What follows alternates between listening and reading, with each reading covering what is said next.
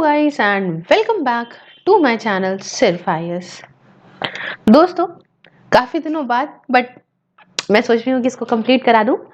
Challenges to internal security of India की जो 5th addition था उसका चैप्टर 10 का पार्ट 6 होपफुली लास्ट पार्ट भी होगा। चैप्टर का नाम है security challenges and there management in border areas. कोशिश है मेरी कि मैं वापस से रेगुलर हो जाऊं, होपफुली हो जाऊं तो बहुत अच्छी बात है।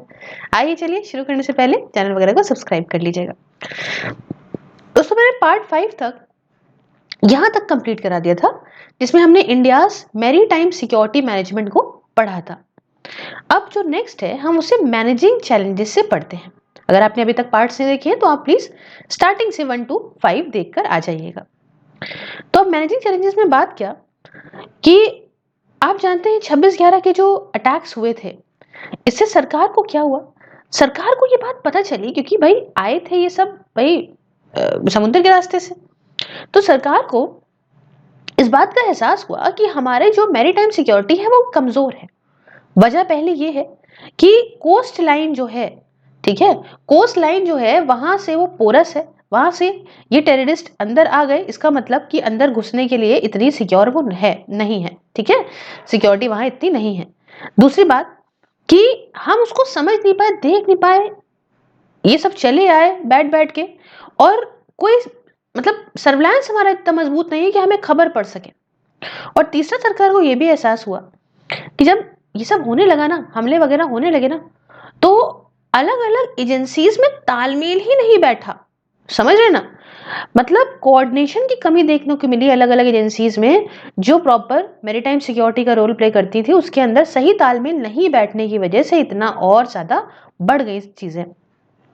तो इन्हीं सारी समस्याओं से छुटकारा पाने के लिए सरकार ने कहा ठीक है, हम इंडियन नेवी का जो रोल है वो थोड़ा और बढ़ाएंगे, है ना। और यहाँ पे इन्होंने क्या करा कि इंक्रीज करा रोल इंडियन नेवी का एक सेंट्रल एजेंसी के तौर पे, किसकी, कोस्ट गार्ड के साथ में। और इसमें सपोर्ट इन्होंने कहा कि स्टेट पुलिस आपका सपोर्ट करेंगी, साथ में दूसरी जो सिक्योरिटी एजेंसीज हैं वो भी सपोर्ट करेंगी।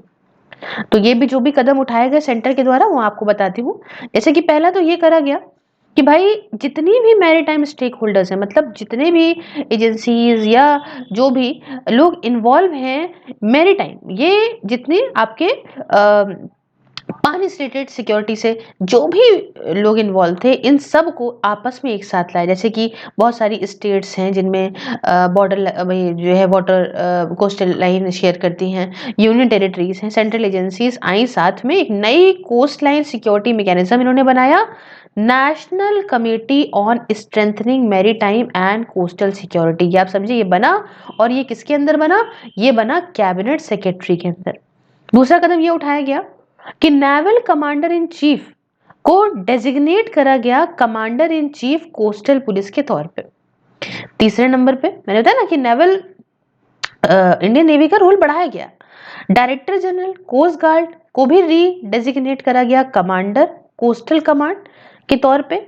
एंड इनको ये रिस्पॉन्सिबिलिटी दी गई कि आप भाई साहब कोऑर्डिनेट करेंगे सेंट्रल और स्टेट एजेंसीज के साथ में जब भी कोस्टल सिक्योरिटी की बात आएगी।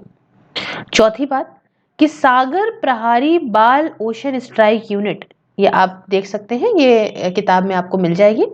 तो सागर प्रहारी बल, बाल कह रही हूं मैं, आई एम सॉरी, सागर प्रहारी बल, ठीक है, या फिर कहेंगे इंग्लिश में कहेंगे ओशन स्ट्राइक यूनिट, इसे बनाया गया इंडियन नेवी के द्वारा। एम ये था कि भाई हम नेवल बेसिस को और दूसरे एरिया को प्रोटेक्ट करेंगे। इसके अलावा सागर सुरक्षा दल बनाया गया। ये एक इनफॉर्मल ग्रुप था, है ना। इसमें कौन थे, इसमें मछुआरे थे, फिशरमैन, कुछ ट्रेंड वॉलंटियर्स थे कोस्टल एरिया से जो अपनी मर्जी से चाहते ज्वाइन करना। इनका यूज किस लिए किया गया, सर्वेलांस के लिए। भाई खबर नहीं मिलेगी तो कैसे होगा, इंटेलिजेंस गैदरिंग के लिए, कुछ आ रहा है क्या हो रहा है ये सब खबर देंगे। और आईडी कार्ड का इशू मेन होता है ना कि भैया ये भाई कहाँ के नागरिक हैं, पता कैसे चलेगा, मान लो मछुआरों को पकड़ लें अपने आके। तो भाई आईडी कार्ड दिया गया सारे ही मछुआरों को, फिशरमैन को। करीब 2 लाख रजिस्ट्रेशन कराए गए फिशिंग वेसल्स के, ताकि पता कर सकें, ट्रैक कर सकें कि ये हमारे यहाँ की हैं, बाहर से नहीं टपक के आई हैं।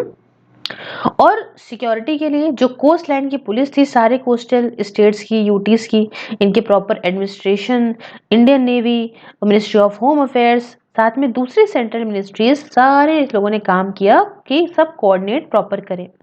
प्रपोजल जो था इसका CSS फेज 1 और फेज 2 का, इसे भाई अपने मतलब गैप जो भी उन्होंने देखा था, वल्नरेबिलिटीज की, भाई क्या रिस्क है, क्या गैप्स हैं, उनके बेसिस पे सब किया गया। जो स्टेट यूटीज ने कहा प्रॉपर समझा, कंसल्ट करा, कोस्ट गार्ड के साथ कंसल्ट करा और प्रॉपर सबको सबके अप्रूवल के साथ चीजें करी गई। नेक्स्ट बात आती है यहाँ पे, आप देख सकते हो कोस्टल सिक्योरिटी स्कीम फेज 1 और 2 की। मैंने बताया ना CSS जो मैंने बताया उसका फुल फॉर्म होता है कोस्टल सिक्योरिटी स्कीम। अच्छा, इसको कब अप्रूव करा गया था? अप्रूव तो देखिए किया गया था जनवरी 2005 में। कितने सालों के लिए? 5 सालों के लिए इम्प्लीमेंटेशन था इसका, और 1 साल का एक्सटेंशन था कि 1 साल इस स्कीम को बढ़ा सकते हैं, और ऐसे करते करते ये कंप्लीट हो रही थी 2011 में। तो फेज 2 जो है उसे भी अप्रूव करा गया कब? 24 सितंबर को, 24 सितंबर 2010 में, और इसका इम्प्लीमेंटेशन होना था 1 अप्रैल 2011 से अगले 5 सालों के लिए। तो ये स्कीम क्या थी? इनमें कुछ और भी चीजें थी, कुछ एडेड प्रोविजंस थी कुछ इंफ्रास्ट्रक्चर्स की, जैसे कि ये था कि भाई coastal police station, check post, boat, 4 wheelers बढ़ाई गई, मोटरसाइकिल, रबर इन्फ्लेटेड बोट्स, ये सब बढ़ाई गई। फेज 1 में जितनी थी उससे कंपेरिजनली ज्यादा बढ़ाई गई। अब ये सब चार्ट बना हुआ है उसके अंदर, बहुत डिटेल में आपका ना पूछा जाएगा ना मैं बताऊं कि लंबा मतलब ये लेक्चर लंबा करना चाहती हूँ।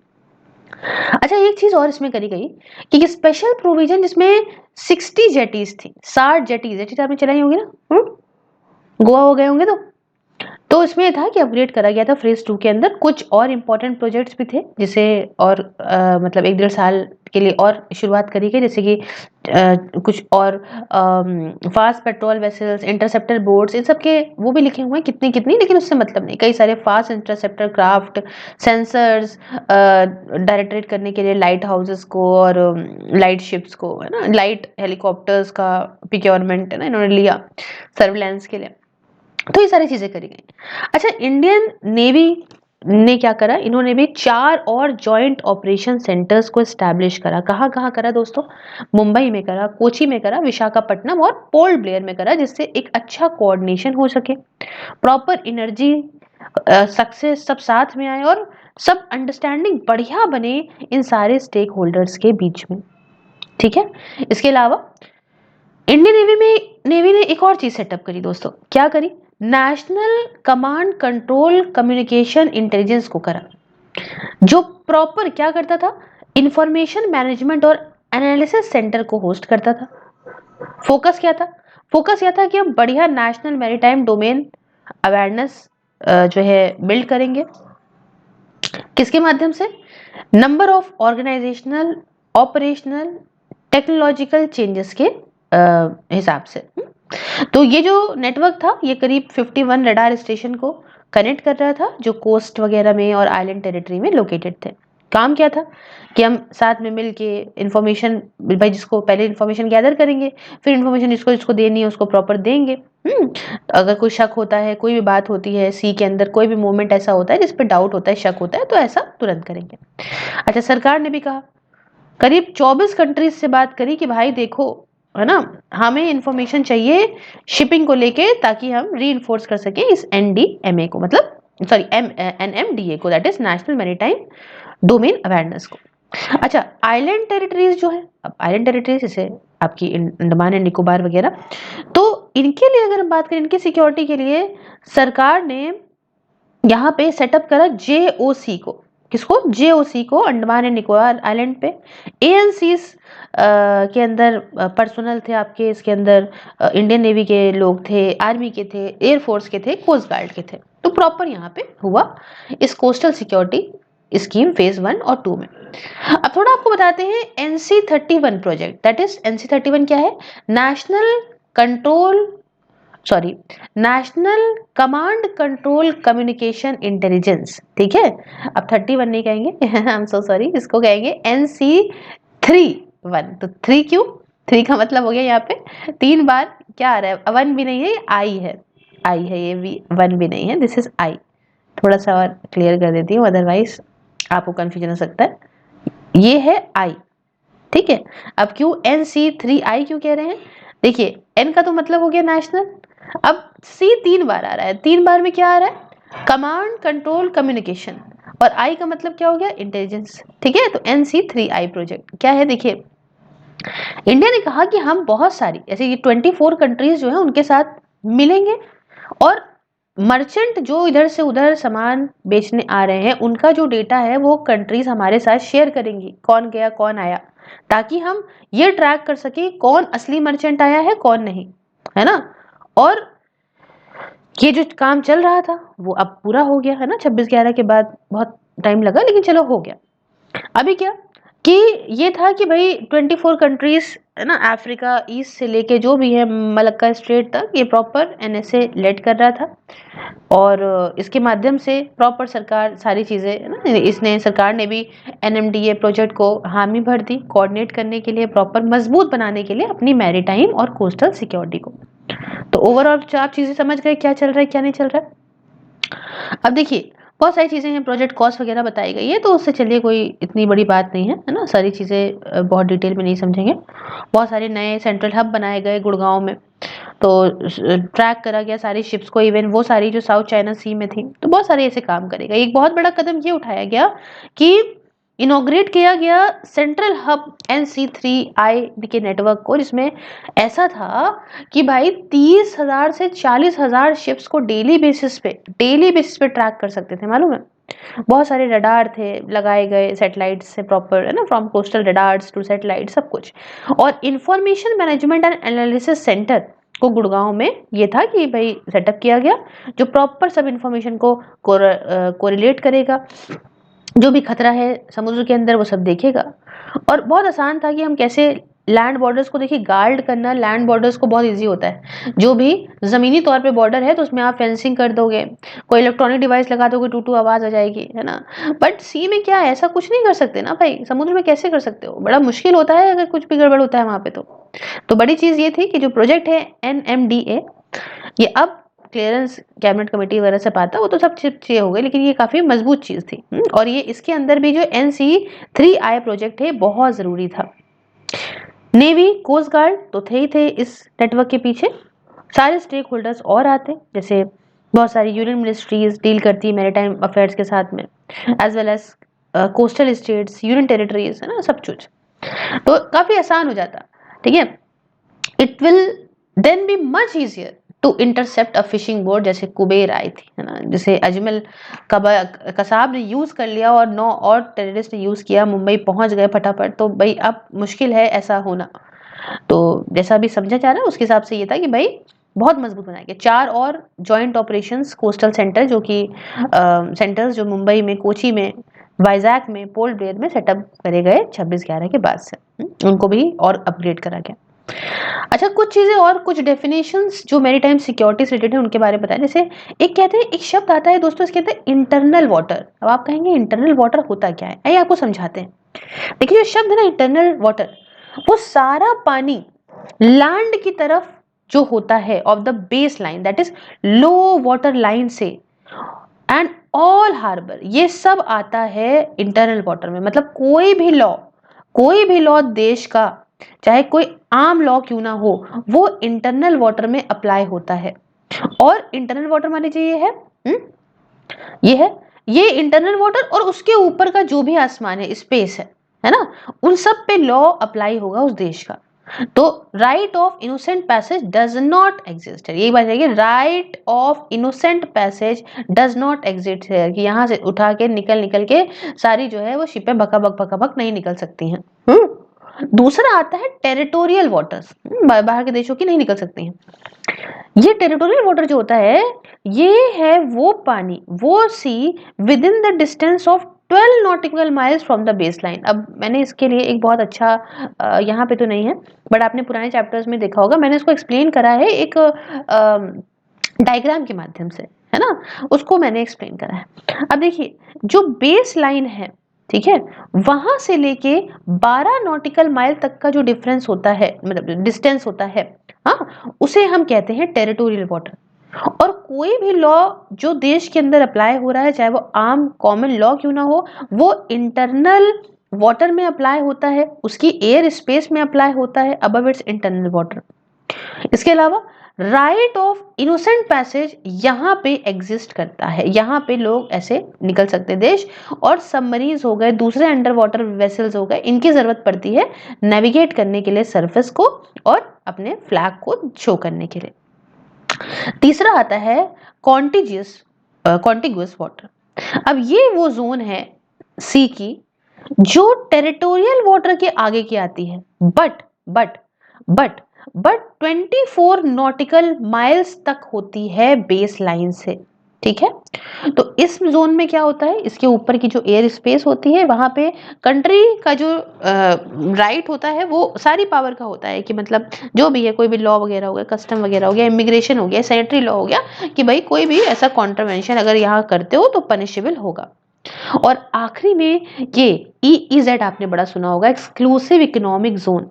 तो ऐसा टर्म है जो ऐसी समुद्र, ऐसी सी जो टेरिटोरियल वाटर से आगे है, ये वाटर जो है उसके आगे है, बट आपने फेमस चीज सुनी होगी 200 नॉटिकल माइल्स ना, तो 200 नॉटिकल माइल्स तक का area from the base line. तो ये जो जोन होती है इसमें कोई लॉ वगैरह जो है in respect of natural resources, same right, आप समझ रहे ना।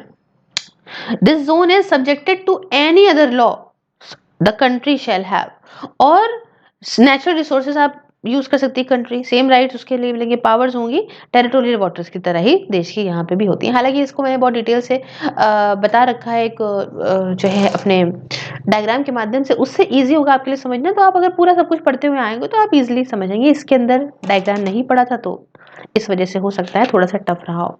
चलिए नेक्स्ट टॉपिक जो है वो हम पढ़ते हैं air space security challenges and management को।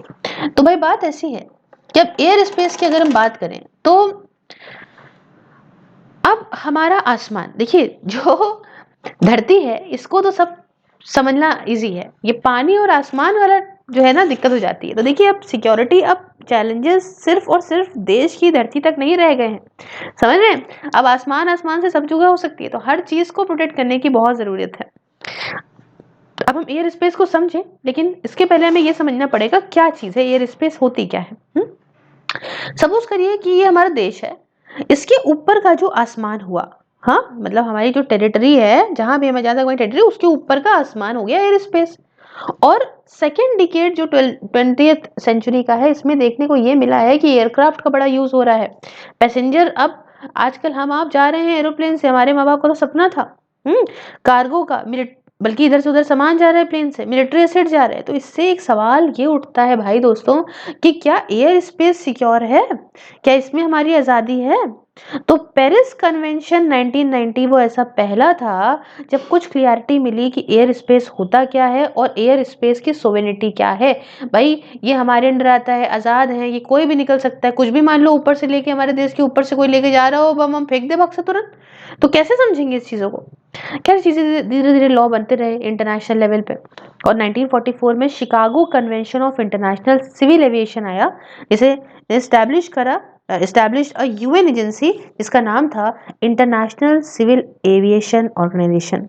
और ये क्या काम करता था, ICAO कि कोऑर्डिनेट करता था, रेगुलेट करता था इस एयर स्पेस के यूज को। आज के टाइम पे ICAO के अंदर 191 मेंबर स्टेट्स हैं, जिसमें इंडिया भी उसका मेंबर है। और यहाँ पे हर एक स्टेट जो है इसके पास आज़ादी होती है अपनी एयर स्पेस की, डायरेक्टली जो उसकी टेरिटरी के ऊपर का आसमान आता है उसके ऊपर, चाहे उसके टेरिटोरियल वाटर की ही बात क्यों ना हो रही हो। आइए कुछ आपको डेफिनेशन बता दूं एयर स्पेस की। जैसे पहला आता है कंट्रोल्ड एयर स्पेस। क्या है कंट्रोल्ड एयर स्पेस? देखिए ऐसा एयर स्पेस जो यहाँ पे, जिसपे एयर कंट्रोल मतलब एयर ट्रैफिक कंट्रोल के मेजर प्रोवाइड करे जाते हैं। It is defined as a air space of defined dimension within which air traffic control measures are provided. कुछ इतना हिस्सा आसमान का जिसमें air traffic control measures provide करे जाते हैं। अब आया अनकंट्रोल्ड एयर स्पेस, मतलब हर तरह की फ्लाइट यहाँ परमिट करी जाती। कुछ जगह पे आपने देखा होगा ना, कुछ जगह पे कुछ कुछ फ्लाइट अलाउ हैं, हर फ्लाइट नहीं अलाउ है। और कुछ सारा एरिया ऐसा है जहाँ पे हर तरह की फ्लाइट ऊपर से उड़ सकती हैं, है ना, और फ्लाइट इंफॉर्मेशन सर्विसेज जो है वो ले सकती हैं अगर ज़रूरत पड़ती है। अब आता है यहाँ पे प्रोहिबिटेड एरिया। अब ये क्या है? ऐसा एरिया एयर स्पेस का जो नेशनल सिक्योरिटी को ध्यान में रखते हुए, कभी कभी इन्वायरमेंटल सिक्योरिटी को ध्यान में रखते हुए यहाँ पे ऊपर चीज़ें नहीं उड़ सकती। ठीक है। और इसके अंदर फ्लाइट्स को परमिट नहीं करा जा सकता किसी भी वक्त या किसी भी सर्कमस्टेंसेस के अंदर। फिर आई बात रेस्ट्रिक्टेड एरिया की, तो ये ऐसा एयर स्पेस, ऐसा एरिया है ना, या टेरिटोरियल वाटर के ऊपर का एरिया या लैंड के ऊपर का एरिया जिसमें फ्लाइट एयरक्राफ्ट की रिस्ट्रिक्टेड है ना, रिस्ट्रिक्टेड है या कुछ कंडीशन के साथ ही आप उड़ा सकते हैं, ठीक। और फिर आता है लास्ट में डेंजर एरिया, या आप कह लीजिए एक ऐसा बड़ा पोर्शन एयर स्पेस का जिसमें आर्टिलरी प्रैक्टिस होती है, मिसाइल फायरिंग होती है, दूसरी एक्टिविटीज होती हैं, ताकि भाई फिर उस एरिया में क्या कहते हैं कि भाई एयरक्राफ्ट नहीं उड़े। मान लो यहाँ से एक मिसाइल फायर करी, अब ऊपर जा रहा था एयरक्राफ्ट, भग से उसमें लड़ गई, सब मर गए, तो डेंजर एरिया में ऐसा आता है, यहाँ पे बिल्कुल अलाउ नहीं होता है। तो हम बहुत देख सकते हैं ऐसी चीज़ों को। और restricted area, danger area generally inactive रहते हैं ज़्यादातर टाइम के लिए। उसकी नोटिफिकेशन के बाद एक कॉन्सेप्ट आया था flexible use of air space का, है ना, तो इसलिए था कि एयर स्पेस को कमर्शियल पर्पस के लिए यूज़ कर सकते हो, ऐसी चीज़ें। अब आई बात इंडियन एयर स्पेस की। अभी तक तो हमने कहानी समझ ली, अब अगर हम इंडियन एयर स्पेस के बारे में आपको थोड़ा बहुत समझाने की कोशिश करें दोस्तों, तो ये काफ़ी बड़ा है, 3 डायमेंशनल स्पेस है, 40 मिलियन सीयू का, है ना, तो अब किलोमीटर का। तो अब आप ये समझिए कितना ही बड़ा हो गया, हमारा देश इतना बड़ा है, इसमें मेन लैंड भी है, आइलैंड भी है, उसके टेरिटोरियल वाटर भी है ना, सब कुछ छाते की तरह बन गया कि नहीं बन गया भाई। तो अब उसको उसने कवर कर रखा है। फैक्टर्स कुछ हमारे अगल बगल जैसे देखो ना भाई, पाकिस्तान जैसे हमारे नेबर है, चाइना जैसे हमारे नेबर है, तो इसलिए इतनी भारी मात्रा में भाई फ्लाइटों का उड़ना, और इकोनॉमिक लेवलाइजेशन है, तो भाई ऑब्वियस सी बात है कि सामान भी इधर से उधर जाता है, तो हमें ध्यान रखना बहुत ज़रूरी है प्रॉपर मैनेजमेंट में। और इंडियन एयर स्पेस दूसरे भी एयर स्पेस की तरह इसके पास भी लिमिटेड स्पेस बची है सिविल एविएशन ट्रैफिक की। ज़्यादातर एयर स्पेस जो है वो प्रोहिबिटेड है, रिस्ट्रिक्टेड है, डेंजर जोन में है। तो ये सारे जो जोन है, इनकी सिक्योरिटी की इंपॉर्टेंस, इकोनॉमिक कमर्शियल इंपॉर्टेंस, ये भी बहुत ज़रूरी है अगर हमें मैनेज करना है एयर स्पेस को, समझ रहे हैं ना। तो हर चीज़ बहुत ज़्यादा ज़रूरी है। और यूरोपियन कॉन्सेप्ट जो इसका है, FUA का है, ये भी इनकॉर्पोरेट मतलब इसमें डाला गया है ताकि हम अपने एयर स्पेस को मैनेज कर सकें, सही से यूज़ कर सकें कमर्शियल पर्पस के लिए, एक्सपर्ट्स के लिए। तो अब बात आती है यहाँ के सिक्योरिटी चैलेंजेस की। तो भाई देखो सीधी बात है, सिक्योरिटी बहुत इंपॉर्टेंट है। और बहुत ही फेमस एक Purulia Purulia arms drop case लीजिए 1995 का, ठीक है ना, इसे बहुत हाईलाइट करा जाता है इसके जब सिक्योरिटी की बात करते हैं। उसके बाद शूटिंग डाउन हुआ था पाकिस्तान एयरफोर्स सर्विलांस एयरक्राफ्ट का, जिसमें सारे 17 लोग थे 1998 में। इसके अलावा बहुत सारे छोटे मोटे इंस्टेंसेस तो होते रहते हैं जब हमारे पड़ोसी देश पक पक उड़ते हुए आ जाएंगे और कुछ ना कुछ देश के अंदर बर्बादी करने की सोचेंगे। आपने देखा ही था वहाँ 9/11 के जो वहाँ अटैक हुए यूनाइटेड स्टेट्स में, है ना, तो WTC में, तो भाई वो क्या कितना भयानक चीज़ रही थी। तो जहाँ पे सिविलियन एयरक्राफ्ट को यूज़ करा था ऐसे, देखिए कितना बुरा मंजर रहा था वहाँ पे US के अंदर। और Asian air Malaysia aircraft MH370 गायब हो गया अचानक से। और दूसरे मलेशियन एयरक्राफ्ट देखिए यूक्रेन के पास वो लड़ गया। तो ये सब देख रहे ना, ध्यान में रखने वाला है। इस तरीके से इंडियन एयर स्पेस मैनेजमेंट को भी प्रॉपर करना है, अदरवाइज इस तरीके की हरकतें हो जाएंगी तो बहुत नुकसान हो जाएगा। तो क्या कदम उठाए गए थोड़ा समझते हैं।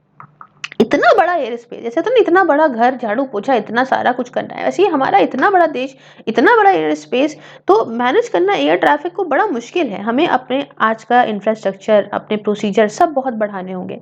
सारे स्टेक होल्डर्स एयर स्पेस में सब साथ में आना होगा, एयर ट्रैफिक को कंट्रोल करना होगा। और एयर मैनेजमेंट के अंदर बहुत चीज़ें, एयर डिफेंस को कैरी आउट करे इंडियन एयरफोर्स, साथ में इंडियन आर्मी के साथ मिलके, नेवी के साथ मिलके कुछ एरिया में। Air traffic service air port authority of India provide करता है, इंडियन एयरफोर्स प्रोवाइड करता है, कुछ एक्सटेंट तक आपका HAL Hindustan aeronautical limited provide करता है। और लिमिटेड एयर डिफेंस रोल्स जो हैं इंडियन आर्मी के, नेवी के, ये भी हैं। तो इसके अंदर एयर जो आपका एयर स्पेस मैनेजमेंट क्या होता है ना, इसके अंदर कुछ चीज़ें आती हैं, जैसे कि रेगुलेटरी फंक्शन आते हैं, सर्विलांस प्रॉपर हो, कंट्रोल मैकेनिज्म हो, वेपन सिस्टम हो, इंटरसेप्टर्स हो, air control, air traffic control हो। देखिए कहीं ना कहीं ये सारी चीज़ें एक दूसरे से रिलेट ही करती हैं, बस टर्म्स अलग अलग करके आपको अलग अलग तरीके से पढ़ाया जाता है, दैट्स इट। और चैप्टर का लास्ट टॉपिक जो कि है एयर डिफेंस आइडेंटिफिकेशन जोन। दोस्तों इंडिया ने इसको एस्टैब्लिश किया था किस लिए, ताकि प्रॉपर पता लगा सकें, लोकेशन कंट्रोल का पता लगा सकें सारे ही एयरक्राफ्ट जो उड़ते हैं ना आसमान में, एयर स्पेस में हमारी, इसलिए यहाँ पे 6 ADIZs हैं जो इंडियन टेरिटरी को कवर करती हैं। नॉर्थ में, वेस्ट में, सेंटर है, ईस्ट है, साउथ ईस्ट है। तो इंडिया का जो एयर स्पेस है वो अपनी टेरिटोरियल वाटर्स जो अपना लक्षद्वीप आइलैंड्स तक का है वहां तक आता है।